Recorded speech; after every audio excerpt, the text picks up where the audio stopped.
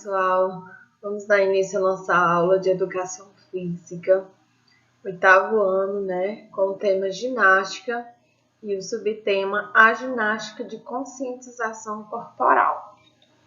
Então, aqui uma imagem, né, da ginástica, de um dos tipos de ginásticas. E o que a gente vai aprender nessa aula? Os nossos objetivos. Experimentar e fruir das ginásticas de conscientização corporal, o relaxamento, a meditação e a automassagem, e identificar as exigências corporais dessas práticas. Então, a ginástica de conscientização corporal são práticas milenares, como o relaxamento, a meditação e a automassagem, que tiveram origem em países orientais. Elas foram organizadas e utilizadas na busca pelo equilíbrio e, consequentemente, seus enfoques concentram-se principalmente na prevenção de doenças e na procura cotidiana do bem-estar. O autoconhecimento das sensações e percepções corporais permite a identificação de alguns desequilíbrios que, se forem percebidos em seu início, podem ser tratados, evitando a manifestação do estágio chamado de doença. Então, aqui ao lado do vídeo, nós temos aqui as imagens, tá? A pessoa relaxada. Ver aqui se eu consigo mostrar para vocês. Aqui, ó, tem uma pessoa relaxada, fazendo relaxamento, tá? Essa outra aqui praticando a yoga. Esse outro aqui, a automassagem. Esse outro aqui, o pilates. E se eu não me engano, esse daqui é a meditação, tá? Que aqui o vídeo cobriu no momento. Então, o relaxamento é uma ação corporal cujo objetivo é romper as tensões físicas, mentais e emocionais. As atividades do cotidiano, como ficar muitas horas sentado na escola ou diante de um computador, propiciam a aquisição de tensões de várias origens, as quais, de modo geral, podem afetar as fibras musculares, provocando várias alterações físicas e metabólicas. As técnicas de relaxamento são muito indicadas para a eliminação de tensões. Relaxar significa reduzir drasticamente a atividade muscular e mental por meio de um ato consciente e autodirigido. Diferentes técnicas podem ser usadas nessa prática e, de modo, elas são aplicadas em locais tranquilos. Seus adeptos devem vestir roupas confortáveis, prestar atenção na respiração e no relaxamento das tensões das diversas partes do corpo. A meditação é uma prática de intensa concentração e atenção da mente. Apesar de ser associada às questões relacionadas com a espiritualidade, ela também pode ser utilizada para o desenvolvimento pessoal em um contexto não religioso. Quando realizada de modo regular, ela proporciona vários benefícios, como descanso físico, mental e emocional, aumento da capacidade de concentração, redução da ansiedade, equilíbrio da respiração e entre outros. A posição do corpo varia bastante. Pode-se meditar deitado, ou em pé, ou sentado, sendo essa última adotada por grande parte dos seus adeptos. Pode ser considerada a mais fácil e porque, apesar de o corpo estar em repouso, ele continua em alerta. Aí aqui embaixo na imagem tem uma figura das pessoas fazendo a meditação, né? Aí tem essa forma, né? Só que a meditação pode ser feita de outras formas, vocês aqui escolhem a melhor forma. Lógico que vamos ter uma aula prática para isso, e nessa primeira parte está sendo mais a introdução, conceito introdutório. A automassagem é uma prática que relaxa e auxilia na manutenção da saúde. Como o termo sugere, trata-se do ato de massagear a si mesmo, promovendo o conforto pessoal diante de situações corriqueiras, como sensação de alívio depois do uso de um sapato apertado ou de um sinal de dor muscular. É um exemplo. Ela é realizada com o auxílio de acessórios como bolas, bambus, massageadores ou apenas com as mãos também. Esse tipo de ginástica ativa a circulação sanguínea, diminui as dores musculares e alivia as tensões emocionais. A aplicação da automassagem depende de o praticante conhecer o ponto que deseja tratar e massagear essa região durante alguns minutos. Geralmente onde tem mais tensão, né, a região do corpo. Então, relaxamento consiste em um conjunto de técnicas que visa garantir o bem-estar do indivíduo através do alívio de tensões físicas, mentais e emocionais. O uso das técnicas apropriadas proporciona um melhor conhecimento do corpo, desenvolvimento do autocontrole e combate ao estresse. Peço que vocês analisem aí a imagem dessa pessoa fazendo relaxamento. Ela escolheu um lugar muito bom, né? Um lugar tranquilo, um lugar que não tem barulho, né? Então, o próximo é a meditação. É definido como a condição ou atitude de voltar-se para o centro no sentido de desligar-se do mundo exterior e voltar a atenção para dentro de si ou concentrar-se intensamente em algo. Aí tem essa imagem também que muitas pessoas utilizam essa forma física, né, corporal de fazer a meditação, mas a meditação é a posição mais confortável que você encontrar. Também faremos a parte da meditação na nossa aula prática, online. E tem a automassagem. É uma prática da medicina tradicional chinesa que tem por finalidade manter e restabelecer a saúde por meio da promoção do equilíbrio da circulação de sangue e energia por todas as partes do corpo. Aí aqui está citando um exemplo de fazer a automassagem nesse ponto, né? Entre as sobrancelhas, nessa região. Então, a ginástica de conscientização corporal exigem deles um esforço com menor intensidade física e que essa prática está mais focada na concentração e na autopercepção.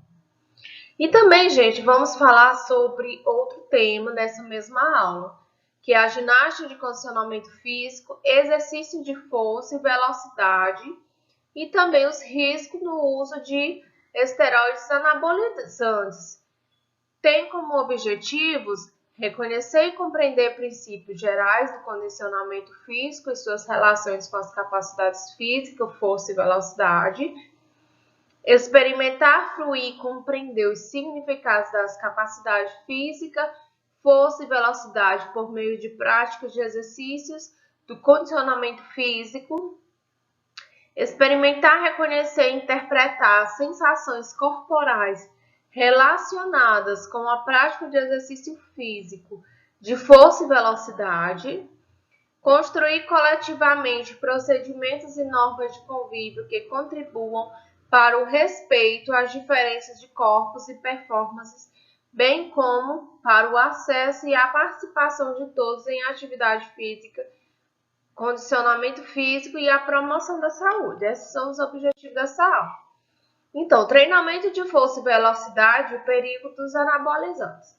Força e velocidade são duas capacidades físicas que se relacionam em muitos aspectos. Nessa imagem aqui ao lado, temos os jogadores de futebol americano em ações que demandam força, os dois à direita, e a velocidade com a bola à esquerda. Né? Aqui é o exemplo de força e velocidade. A velocidade pode ser entendida como a realização de movimentos no menor tempo possível, bem como uma reação rápida a determinados sinais. Já a força, que pode ser dividida em estática, dinâmica ou explosiva, consiste na capacidade muscular de produzir tensão para vencer uma resistência no ato de empurrar, tracionar ou elevar. Em muitos casos, o treinamento de força está associado à busca por aumento da massa muscular, como ocorre com muitos adeptos dos exercícios de musculação. A prática desse tipo de ginástica deve ser sempre orientada por profissionais de educação física que devem avaliar as relações entre carga, número de repetições e de séries, e intervalos para cada indivíduo, contribuindo para a obtenção de melhores resultados e minimizando os riscos de lesões. Um dos maiores perigos para quem pratica musculação é o uso de esteroides anabolizantes. Essas drogas, elas são altamente prejudiciais à saúde, propiciam ganho significativo de massa muscular em curto período de tempo. Segundo o Centro Brasileiro de Informações sobre Drogas Psicotrópicas, que é a Sembrinde da Unifesp, esteroides anabolizantes são drogas fabricadas para substituírem o hormônio masculino testosterona, produzido pelos testículos. Eles ajudam no crescimento dos músculos, efeito anabólico, e no desenvolvimento das características sexuais masculinas, como pelos, barba, voz grossa e etc., que é o efeito androgênico. O que muitos não sabem ou desconsideram são os efeitos colaterais que o uso dessa substância pode desencadear, como câncer, diabetes, lesão no fígado, hipertensão, calvície, impotência sexual e entre outros. No caso dos adolescentes, acrescenta-se os comprometimentos de crescimento, né, que é a fase da adolescência, e o desenvolvimento sexual e a formação óssea. Nesse slide aí abaixo, temos a imagem, né, dessas drogas anabolizantes e temos também a foto de dois homens aí que estão utilizando, né, utilizaram. Você pode ver que a musculatura é desproporcional, ou seja, aí vai gerar muitos problemas de saúde e realmente desproporcional ao corpo. Dá pra... Então, aí aqui, gente, tem os exercícios de velocidade e o circuito de exercícios de força. Os principais grupos musculares envolvidos em cada estação do circuito são os seguintes. São esses 10 aqui. E quais são esses circuitos? Está aqui ao lado nessa imagem. O joelho alto, né? O polichinelo, o agachamento, a escalada, a elevação de perna, o alpinista, a flexão de bicicleta, levantamento de pernas, circuito, tração de joelho e prancha alta, se eu não me engano, tá? E aí aqui são os principais músculos envolvidos, que é quadríceps femoral, deltoide, abdutores, o quadríceps novamente, o isquiotibiais, os glúteos, o abdômen, os flexores de quadril, que é a iliopsoas, os flexores de quadril e abdômen, tríceps braquial e peitorais. Esse circuito a gente também vai realizar ele na aula prática. Isso é um pouquinho difícil assim, mas eu acredito que todo mundo vai conseguir sim acompanhar. Os exercícios devem ser realizados em ritmo moderado e que eles precisam executá-los corretamente. Oriente a dosar a intensidade do esforço de cada estação, pois eles terão que fazer 2 séries de 30 segundos em cada uma delas, um intervalo de 30 segundos entre as séries e as estações dos circuitos. Aqui já são algumas anotações que vão servir para vocês se orientarem na aula prática, tá bom? Alguns exercícios podem ser mais difíceis de executar do que outros, por envolverem grupos musculares menores e sobrecargas maiores. Como é o caso das flexões, que está lá na estação 10, aquela imagem. Existem diferenças individuais em relação à força de cada grupo muscular e que, por isso, eles devem dosar a quantidade de repetições em cada estação. Se alguém sentir que o esforço é excessivo, o exercício deve ser interrompido imediatamente antes de completar os 30 segundos. Então, a extensão e a flexão muscular trata-se de um movimento de aproximação entre partes do corpo através da ação dos músculos. A flexão muscular permite aproximar o antebraço do braço. Por exemplo, o movimento oposto à flexão é a extensão. Nesse caso, ocorre um distanciamento, que é um afastamento, entre os ossos ou as partes do corpo. A contração muscular consiste no tensionamento das fibras musculares com o intuito de realizar movimento ou exercer força ou resistência para sustentar determinada carga.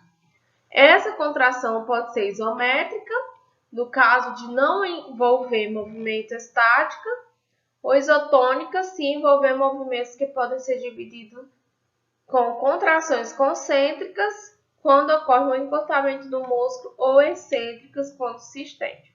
Aí aqui está a imagem desse movimento que a gente vai realizar também na aula prática. Então, gente, a aula é basicamente isso, Aqui é o conceito, algumas ilustrações, para vocês já irem estudando. Nesse item aqui eu coloquei Estude Mais. O livro, esse conteúdo foi tirado desse livro.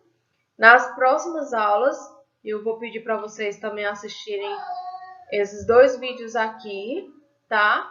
Então, fiquem com Deus e até a próxima aula.